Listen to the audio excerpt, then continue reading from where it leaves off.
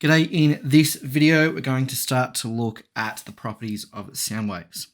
In this video we're going to start looking at inquiry question 3 of our third module on waves and thermodynamics. The question reads, what evidence suggests that sound is a mechanical wave? This should be something that we should already be fairly familiar with, considering that when we were looking at modules 1 and 2, sound was one of those key examples that we looked at when exploring mechanical waves.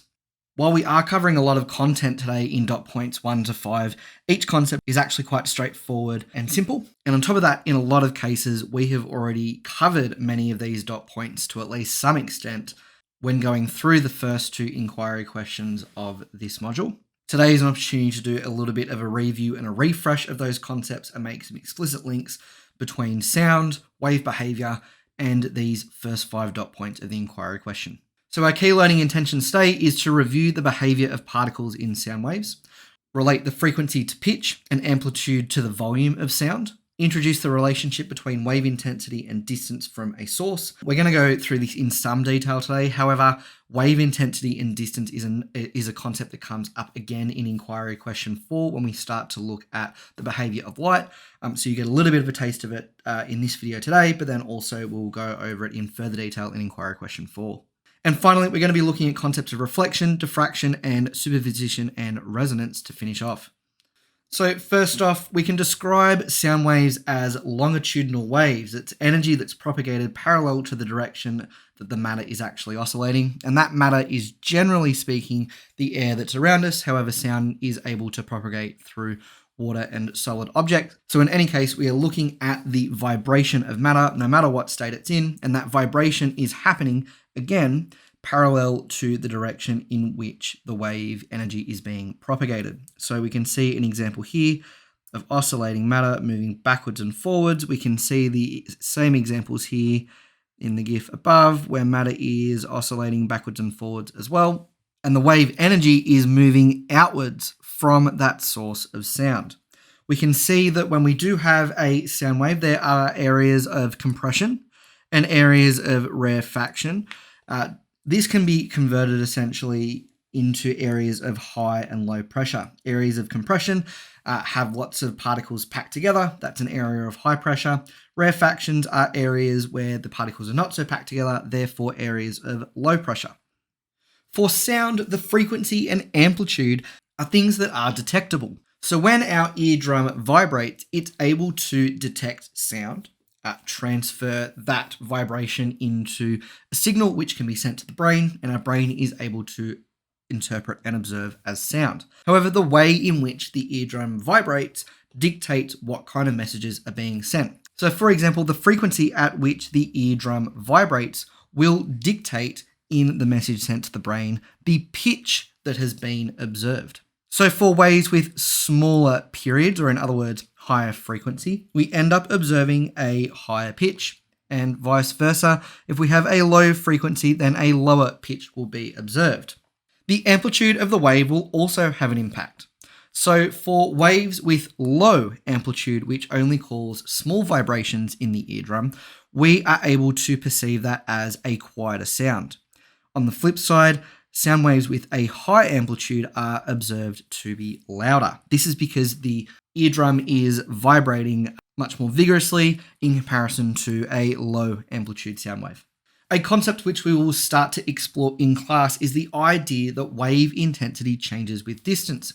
Effectively, the further away you get from a source of a wave, the less intense that wave becomes. And for any wave, we are looking at it being able to obey what we call the inverse square law, the idea that the intensity of a wave is inversely proportional to the radius or distance away from the sound source. This equation here is packaged into a much more usable form in your equation sheet, and maybe something that we unpack in this inquiry question. If we don't, because we run out of time, then we will have a look at it in much more detail in inquiry question 4. You'll usually see diagrams like this one here on the left to help explain why wave energy will lose intensity as we move further away from the wave source. And essentially, it comes down to the idea that the wave needs to spread out more and more and more the further it gets away from the source.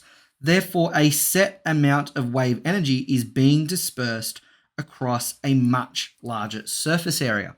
And as a result, because we essentially have the same amount of wave energy here as we would here further away, the density of this energy is much less dense, much more dispersed, resulting in a lower intensity.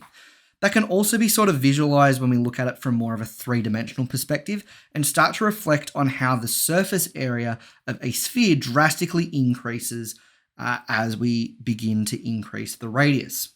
And so in this case, what we can visualize is the idea that as the wave energy moves outwards, there is more and more and more surface area for that same amount of wave energy to sort of fill up.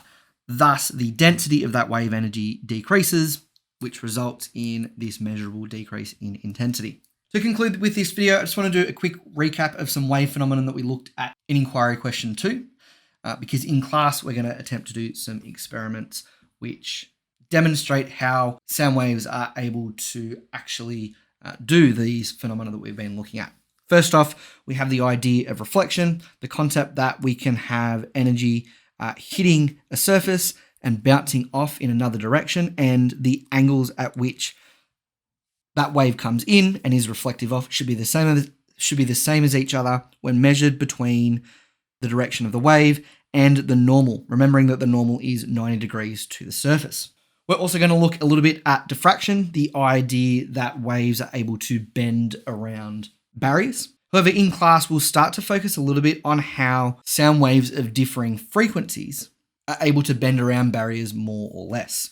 We've also looked at how waves can superpose each other. In other words, either add constructively or add destructively to lead to differing resultant waves.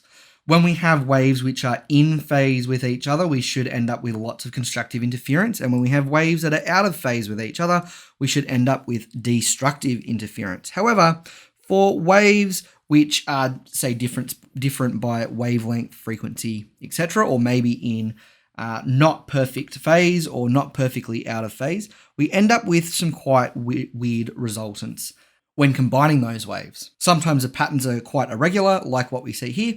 Other times the waves may actually form some sort of pattern as well. And finally, in inquiry question 2, we started to look at the concept of resonance, the idea that if you put force vibrations into an object, that it will resonate if the natural frequency of the object matches with the driving frequency of the force vibrations.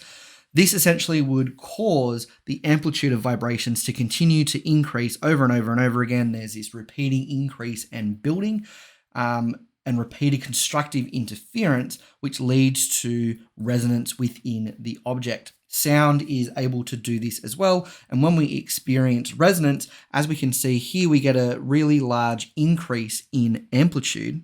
And with that increase in amplitude, as we talked about earlier in the video, that should lead to a distinct increase in volume when we see and experience resonance. Thank you very much. In the next video, we're going to be looking at standing waves and harmonics. Until then, have a good one.